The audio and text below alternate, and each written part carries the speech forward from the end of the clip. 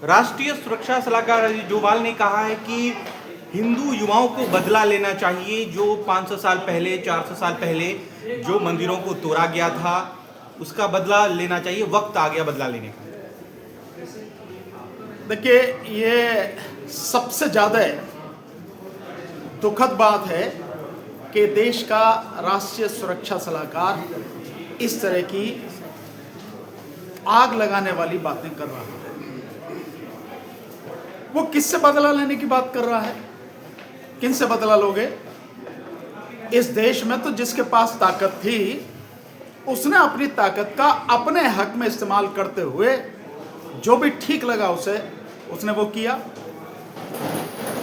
अगर मंदिरों को लूटना था तो मंदिरों को लूटा। इस देश में ऐसा तो कुछ नहीं है कि इस देश में मुस्लिम समाज ने जो है या मुस्लिम समाज के राजाओं ने, मुस्लिम शासकों ने जो है मंदिरों को लूटा। इस देश का इतिहास गवाह है, और जिसने नहीं पढ़ा है वो पढ़ ले कि हिंदू राजाओं ने भी हिंदू मंदिरों को लूटा। जिसने इतिहास नहीं पढ़ा है वो पढ़े। तो किससे बदला लेना चाहता है वो? किन युवाओं की बात कर रहा है वो? किस देश के युवाओं को बदला लेना चाहिए?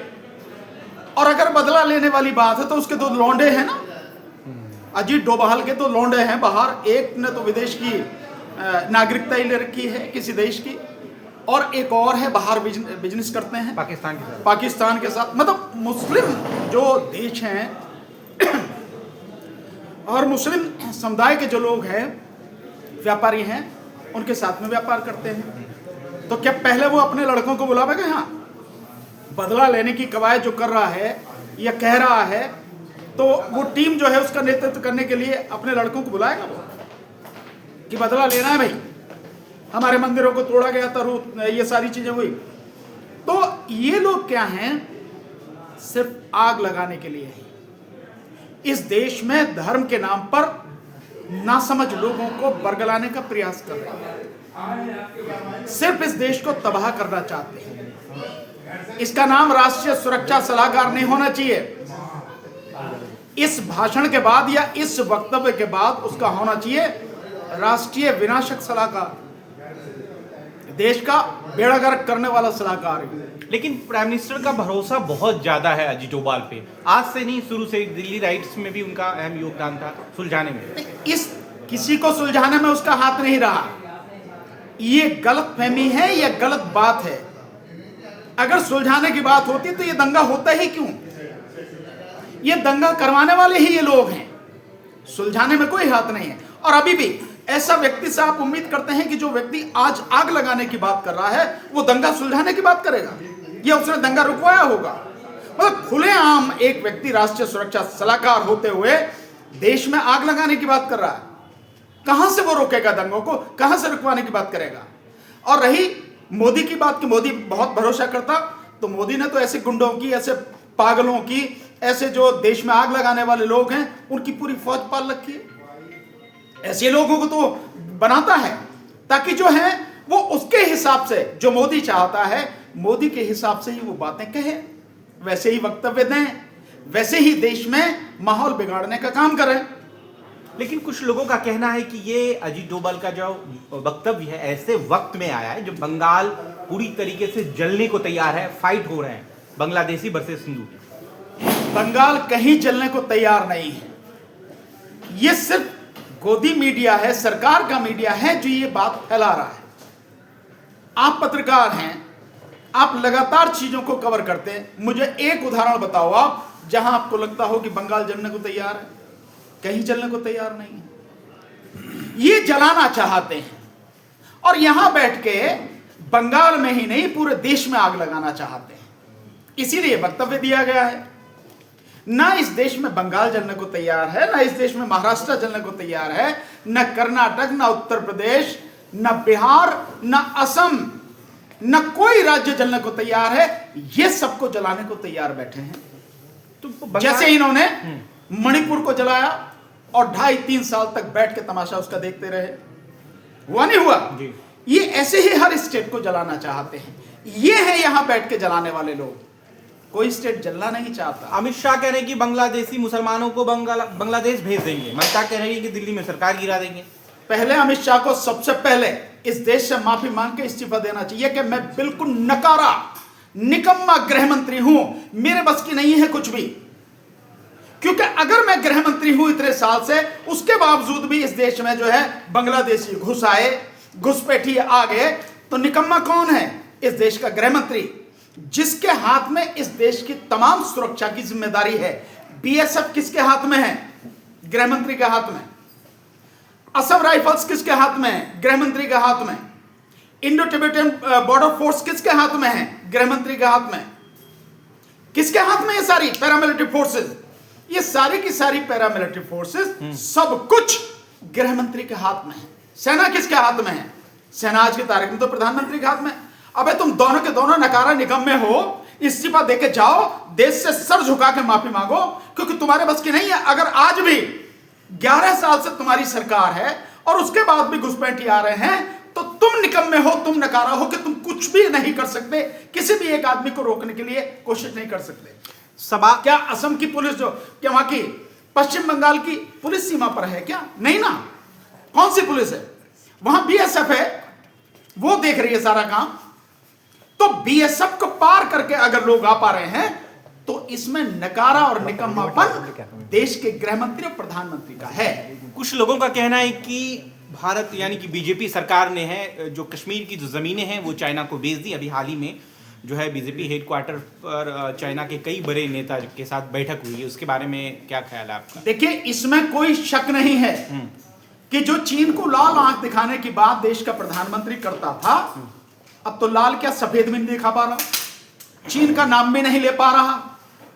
और इसमें कोई शक नहीं है, और बड़े मतलब दुख की बात है और शर्म की बात है। अगर किसी में जरा सी भी नैतिकता बची होती तो देश का प्रधानमंत्री चुल्लू भर पानी में डूब के मर गया होता। कि जिस समय तुम यहां दिल्ली में बीजेपी के हेडक्वार्टर में चीन के कम्युनिस्ट पार्टी के नेताओं का सम्मान कर रहे हो, उनके साथ बैठक कर रहे हो, उसी समय चीन के यहां से जो आता है कि जो हमारा कश्मीर का जो एक इलाका है, जो घाटी है, उस पर वो कह रहा है ये मेरी है, अब भारत को इसमें जो है कुछ भी कहने की जरूरत नहीं। इससे ज्यादा शर्म की बात क्या होगी? पर नहीं, शर्म तो बेच खाई है, नैतिकता बची नहीं है, और केवल देश में आग लगा रहे हैं। जिस समय गलवान घाटी में हमारे जो हैं 20 जो सैनिक थे, जो हमारे शहीद हुए सैनिक लद्दाख में, उस समय बहुत कहा गया कि प्रधानमंत्री स्टेटमेंट दें, लेकिन प्रधानमंत्री स्टेटमेंट क्या दिया?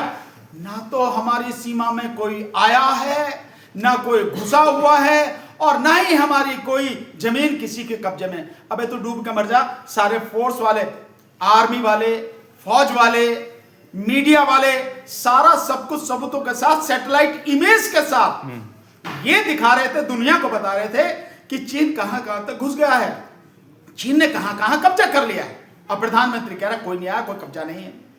तो ये, और अब जिस तरह से चीन के साथ व्यापार, केवल इतनी बात नहीं है, चीन की जो कंपनियों को 5 साल पहले बैन किया गया था, अब यहां काम करने के उन पर से बैन हटा दिया गया, अब चीन यहां काम करेगा। तो एक तरह से देखा जाए, हालत यह है कि इन लोगों ने इस देश को चीन के हाथों पूरी तरह से गिरवी रख दिया है। लेकिन बात ये देशभक्ति की करेंगे, बात ये बड़ी बड़ी करेंगे, और घुसपैठिए तो भाई घुसपैठिए तो अगर आए हैं तो तुम ही लेके आए हो। जैसे आज तक ये नहीं पता लगा कि पुलवामा में जो 44 जवान हमारे शहीद हुए थे वो किसने करवाया था, जैसे अभी तक ये नहीं पता लगा जो पहलगांव में हमारे 26 जो देश के लोग हैं उनकी जो हत्या हुई वो किसने करवाई, अभी तक नहीं पता लगा। 12 राज्यों में एसआईआर हो रहा है। अखिलेश जी यूपी में भी एसआईआर हो रहा है, बंगाल में एसआईआर हो रहा है। अखिलेश जी नाखुश हैं, वो लगातार आवाज़ उठा रहे हैं। इसी बीच ज्ञानेश कुमार जी का एक वीडियो वायरल होता है, वो पूजा पाठ शंखनाद करते दिखाई दे रहे हैं। तो क्या लग रहा है, लगातार अखिलेश जी कह रहे हैं कि लगभग 1 से 1.5 करोड़ वोट हमारे जो हैं कटते नजर आ रहे हैं, कैसे देख रहे हैं? देखिए, कह रहे हैं अच्छी बात है, लेकिन केवल कहने से बात नहीं बनेगी। अगर कोई ये समझ रहा हो कि एसआईआर में बेईमानी हो रही है और आप उसके ऊपर आवाज उठाते, तो आवाज उठाने से कोई बात नहीं बनेगी। आवाज सड़क पर उठनी चाहिए। इलेक्शन कमीशन, इस देश में आज की तारीख में सबसे बड़ा मुद्दा ही इलेक्शन कमिश्नर है। ज्ञानेश कुमार को यह एहसास कराना चाहिए इस देश की जनता को, इस देश के विपक्ष को, सड़क पर आकर कि अगर तूने ये बदमाशियां बंद नहीं करी तो देश की जनता तुझे माफ नहीं करेगी। पर क्या कोई करा रहा? विपक्ष कोई काम कर रहा? आज की तारीख में हो क्या रहा है? राहुल गांधी जी बहुत बढ़िया मुद्दा लेके चले, वोट चोरी का। सीधा सीधा इलेक्शन कमीशन को उन्होंने टारगेट किया, ठीक है। और ये जो SIR हुई है, इसके माध्यम से जितनी वोटें कट रही है सबके सामने आ रहा है। लेकिन अब क्या कर रहे हैं वो? अब उन्होंने मनरेगा की बात करी, बीजेपी ने मनरेगा को जो बना दिया, मनरेगा को एक तरह से खत्म ही कर दिया। कांग्रेस पूरी की पूरी उस पर मनरेगा पे लग गई। अरे मनरेगा क्या है भाई? मनरेगा कोई मुद्दा है क्या? क्या वोट चोरी से बड़ा मुद्दा है? 6.5 करोड़ वोटें काट चुके हैं और अभी आधे ही देश में जो है SIR हुई है, 6.5 करोड़ और काटेंगे। वो अपनी जीत का इंतजाम पूरा कर लेंगे। देश के संविधान को किस तरह से खत्म करना है, उसके लिए वो पूरी रणनीति बना के काम कर रहे हैं। और अब पूरी सीनाजोरी से कर रहे हैं, खुलेआम गुंडागर्दी कर रहे हैं, बेईमानी कर रहे हैं। तो इस देश के लोगों को, इस देश के विपक्ष को अगर टारगेट करना चाहिए तो उसका केवल एक मुद्दा होना चाहिए, चुनाव कमिश्नर, चुनाव आयोग, ज्ञानेश कुमार और दोनों कमिश्नर, और साथ साथ में ये SIR, ये वोट चोरी, केवल ये मुद्दा होना चाहिए। और मुद्दा ये होना चाहिए कि इस देश में कोई भी चुनाव होने नहीं देंगे जब तक इस चुनाव आयोग को नहीं हटाया जाएगा, चुनाव आयोग में जितनी गड़बड़ियां हो रही हैं इनको ठीक नहीं किया जाएगा, और इसके साथ साथ ये SIR बंद नहीं की जाएगी। जितनी वोटें काटी गई हैं वो सारी वोटें जोड़ के बढ़िया तरीके से एक वोटर लिस्ट नहीं बनाई जाएगी जिसमें किसी का भी नाम नहीं कटा हुआ होना चाहिए, और चुनाव इस देश में बैलेट पेपर से कराए जाए। जब तक ये नहीं हो तब तक इस देश में चुनाव नहीं होने देना चाहिए। असली मुद्दा है ये, असली लड़ाई है ये, मनरेगा असली लड़ाई नहीं है। और केवल कहने से बात नहीं बनेगी, सड़क पर उतरना पड़ेगा, जनता को उतारना पड़ेगा। आपका कहने का मतलब है कि जो विपक्ष के लोग हैं सबको सड़कों पे उतरना चाहिए SIR के खिलाफ? केवल विपक्ष के लोगों को नहीं, विपक्ष के लोगों को आगे आके इस देश के लोगों का, जनता का जो लीड करना चाहिए और आवाज देनी चाहिए कि सब आ जाओ सड़क पर। इस देश में चुनाव ही नहीं होने देंगे जब तक ये सारी गंदगी ठीक नहीं की जाएगी, गंदगी साफ नहीं की जाएगी। आप भी उनके साथ हैं? बिल्कुल, हम उनके साथ में पूरी ताकत से साथ में हैं। जैसे EVM में आपने एक बहुत बड़ी भूमिका बनाई थी, इस देश में बहुत बड़ी लड़ाई मुहिम आपने छेड़ा था, वो अब लग रहा है कि हम लोग सोचते हैं ऐसा, आप अब फिलहाल जो है वो लग रहा है कि कहीं ना कहीं वो ठंडे बस्ते में चला उसे ये ना ये मतलब आप समझिए, मैं एक वाक्य में अगर कहूं, ये तूफान से पहले की शांति है। EVM का मुद्दा मरा नहीं है, और अब EVM के साथ में वोट चोरी, SIR, election commission, election commissioner, वो हर तरह की गंदगी जो इलेक्शन कमिश्नर द्वारा और सरकार द्वारा फैलाई जा रही है, वो सारे मुद्दे शामिल होंगे। इंतजार कीजिए, मतलब इंतजार कीजिए। आप अभी वेट कर रहे हैं? कुछ वेट नहीं कर रहे, हम काम कर रहे हैं। वेट नहीं कर रहे, वेट करने का क्या मतलब है? लेकिन काम करने का तरीका बदला है, और इस देश में एक लड़ाई लड़ेंगे तबीयत से, आर या पार जो भी। तो आप सड़कों पे फिर से दोबारा? बिल्कुल सड़कों पर उतरेंगे, इसमें कोई शक वाली बात ही नहीं है। और देश की जनता से आह्वान करेंगे कि बिना सड़क पर उतरे आप, आपके बच्चे, उनका भविष्य और ये देश नहीं बच पाएगा। उतरना ही पड़ेगा सड़क पर, लड़ना ही पड़ेगा, और इस गंदगी को साफ करना पड़ेगा, तभी कुछ बचेगा, नहीं तो कुछ नहीं बचेगा। और समय बताए दे रहा हूं, इस देश की जनता के पास केवल और केवल 2029 तक का ही समय है। सन 2029, अगर 2029 में पूरी ताकत के साथ इनको उखाड़ के नहीं फेंका गया तो फिर इस देश में कुछ बचना नहीं है। सबसे पहले संविधान खत्म किया जाएगा, और उसके बाद इस देश में मनुस्मृति पर आधारित मनुराज स्थापित होगा, और उसके बाद सब लोगों की जो दिख रहे हैं ना सारे के सारे 125 करोड़ लोगों की नागरिकता खत्म की जाएगी और उनके तमाम अधिकार खत्म किए जाएंगे। आने वाला समय ये है, अगर लड़े तो बच पाएगा, नहीं तो कुछ नहीं बचेगा। कांग्रेस को इस मुद्दे को बहुत बड़े लेवल पे ले जाना था, और इसी मुद्दे पर देश की जनता कांग्रेस के साथ पूरी ताकत से उतरेगी, और उसे लगातार ये काम करना चाहिए। ये बीच बीच में छोड़ के और दूसरे मुद्दे जो पकड़ लिए जाते हैं, ये न केवल कांग्रेस को बल्कि इस देश को भी बहुत भारी पड़ेगी, डाइवर्ट कीमत चुकानी पड़ेगी। डाइवर्ट हो रहे हैं कांग्रेस? बिल्कुल डाइवर्ट हो रहे हैं, और वो यही चाहते हैं, ऐसे ही काम करते हैं कि आप डाइवर्ट होते रहे। अब जैसा बताया जा रहा है, और 3 दिन से डमरू बजा रहा मोदी वहां पे गुजरात में, बजाता रहे, काहे को इस पर चर्चा करने की जरूरत है?